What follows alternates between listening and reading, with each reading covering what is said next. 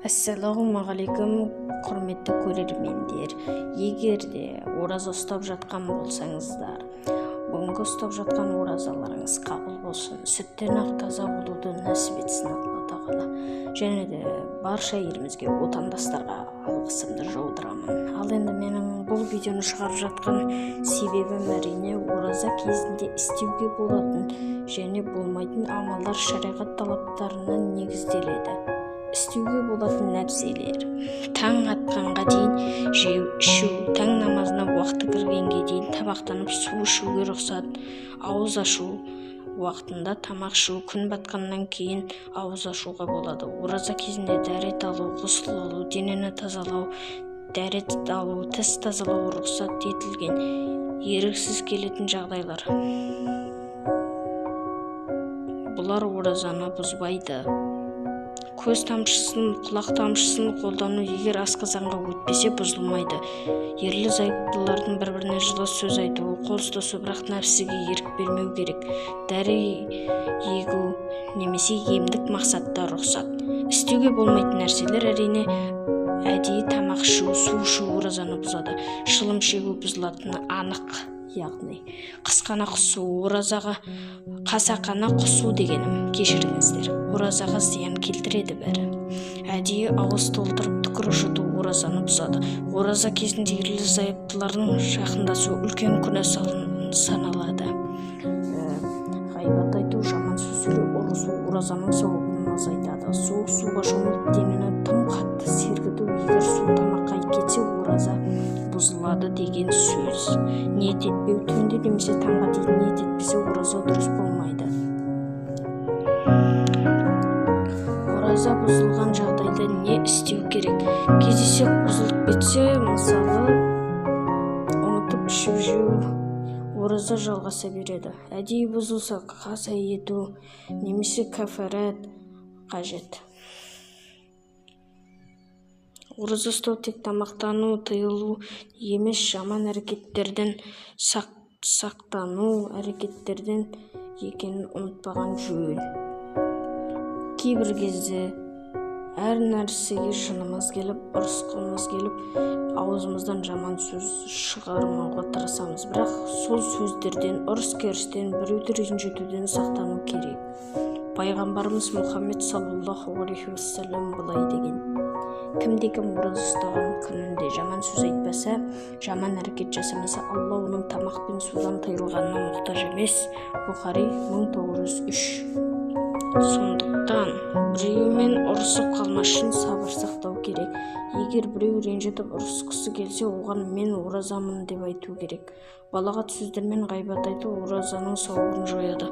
Ораза тек аштықпен емес, жүректі, ойды және де тілді іс-әрекетті тазартып, рухани кемелдену уақыты. Енді ораза кезінде айтылатын жақсы сөздер мен дұғалар адамның рухани тазалығын арттырып сауап жинауға көмектеседі. Бірінші, ауыз бекіткенде айтылатын ниет дұғасы: Науәдана сумма саума шахри рамадан набинала шри илал мағриби хализан лиллахи таала. Мағынасы: Рамазан айының оразасын таңнан кешке дейін Алла разылығы үшін ұстауға ниеттейдім. Енді екіншісін, негізі былай өздеріңіз қарап оқып алуларыңызға болады. Ауыз ашар дұғасы: Аллахумма инни лака сумту ва бика аманту ва алайка таваккалту ва ала ризқика афтарту фахбирли ғафур. Мағынасы: Алла, сен үшін ораза ұстадым, саған иман келтірдім, саған тәуекел еттім, сенің берген ризығыңмен ауыз аштым, мені кешіре гөр, кешірімді Алла.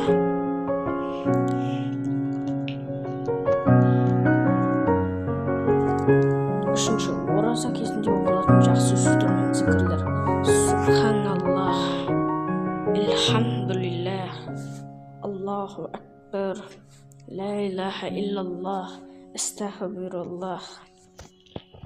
Төртінші, күнәлердің кешірілуі үшін айтылатын дұға: Аллахумма иннака афуун тухиббул афва фаъфу анни. Мағынасы: Алла, сен аса кешірімдісің, кешіруді жақсы көресің, мені кешіре көр.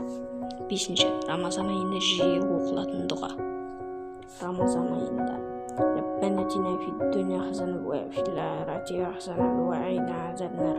Мағынасы Раббымыз бізге бұл дүниеде жақсылық бер, ақыретте де жақсылық бер, және тозақ азабынан сақта.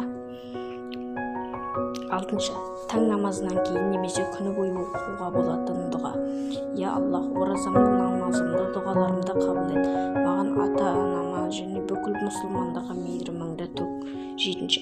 Сабырлық пен тыныштық үшін айтылатын дұға. Аллахумма тайли сурура ғала құлубина ва ассыр сабран фи құлубина ва наур құлубина бинури иманика.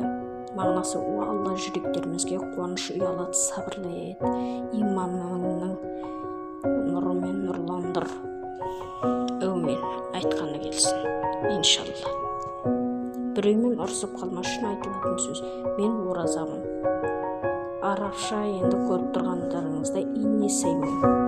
Қорытындыға келсек, ораза тек ашыру емес, жүрекке, тілге, ойға да ораза ұстау, жақсы сөз айтып, жамандықтан тыйылу оразаның ең үлкен сауаптарының бірі.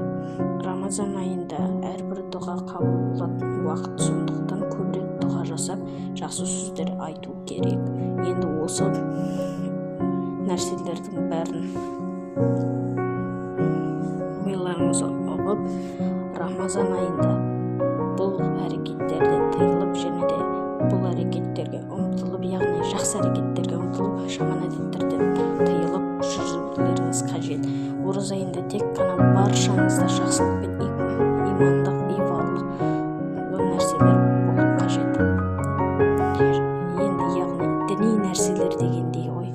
Соның бәрін ұстанып жүрсеңіздер, иншалла Алла тағаланың сүйікті құлына айналуды нәсіп етсін. Ал енді баршамыздың ұстап жатқан оразаларыңыз қабыл болсын. Енді менің видеом осы жерден тәмамдалады. Егер де қызықты ақпарат болса, лайк басып, подписаться етіп, жанынан шыққан қоңыраушаны да басып қойыңыздар. Сіздерге бүгінгі күндеріңізге және де ертеңгі күндеріңізге, тіпті өмір бақи болашақтағы күндеріңізге сәттілік тілеймін. Сау болыңыздар.